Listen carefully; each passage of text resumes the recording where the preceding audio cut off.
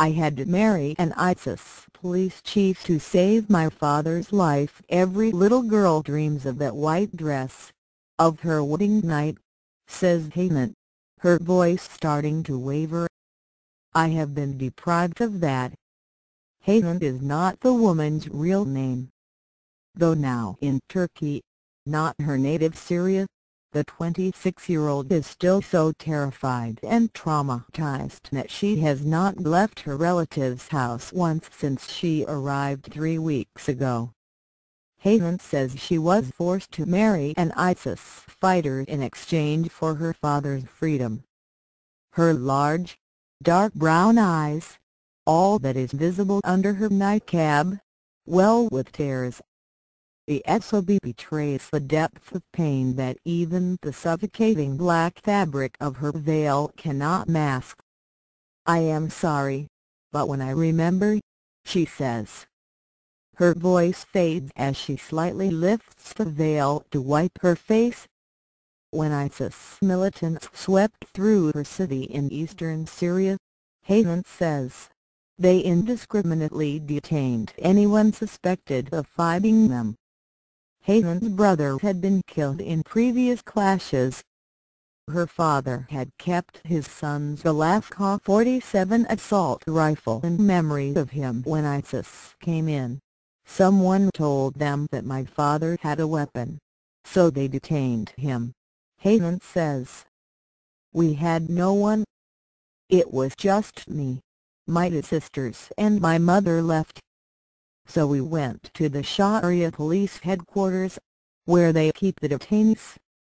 I had to accept the Syria police mercilessly patrol the streets, handing out punishment and detaining individuals accused of breaking their interpretation of Sharia, or Islamic, law. Women are not supposed to travel unaccompanied by a male relative. When we went, it was just me and my mother," Hanan recalls.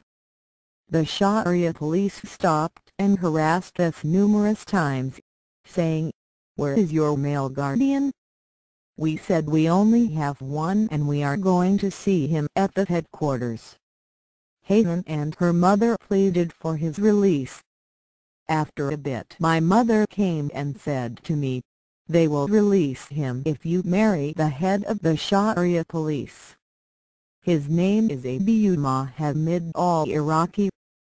My father's life for his hand in marriage. We have no one but him. I had to accept.'" Abu Mohammed al-Iraqi was the ISIS fighter's pseudonym. Hanan never even knew his real name. She describes him as tall, thin, dark-skinned, with hair grown out to his shoulders and a long beard. She speaks haltingly of their first night together when she says he forced himself on her. "She initially tried to struggle," she says, "but then submitted to her fate. There was no emotion.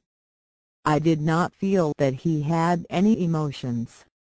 I felt like he just wanted to take what was his right, like he had to.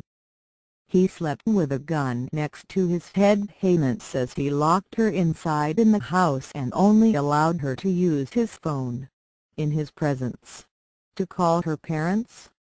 He did the shopping. The two barely spoke beyond the customary greetings.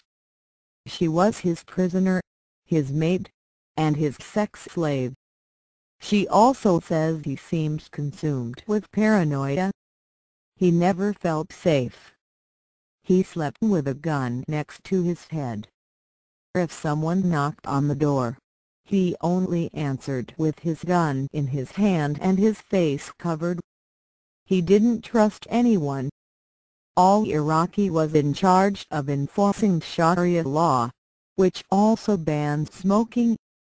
Yet, she says, he kept a stash of cigarettes in his house. At times, he would disappear for days, leaving her trapped. Then, a month after they were married, he was killed. Hanan was sent back home to her parents.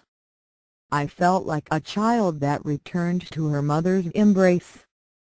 But something in me was lost, something I can't get back," she says softly. "My mother had only tears to express her emotions. My father the same. Because I sacrificed for him." Threat of another marriage, but Hanan still was not safe, nor was she free. She received news that the ISIS emir, or local leader, wanted to see her. "I said I can't go, I can't meet anyone. So they sent me the women," she says. She describes the female envoys as non-Syrian. One, she says, was from Tunisia. The other spoke a foreign language she did not understand, possibly a European one. She says they were authoritative, abrupt and unsympathetic, and seemed to have no qualms about the role they were playing. The meeting lasted 10 minutes. "They wanted me to marry another fighter. They said I can't stay without a husband. It was too much." Hanan's parents fled to an area controlled by the Syrian regime. Hanan, using routes she won't disclose for security reasons, managed to get to relatives in Turkey. "I don't know how many like me he had. I don't know how many like me there are," she says of the husband forced on her. "They take whatever they want. They marry and divorce at will." An activist group named Kuwait is being slaughtered silently is documented hundreds of cases of women being forced into marriage with ISIS fighters. About a third of them are under the age of 18.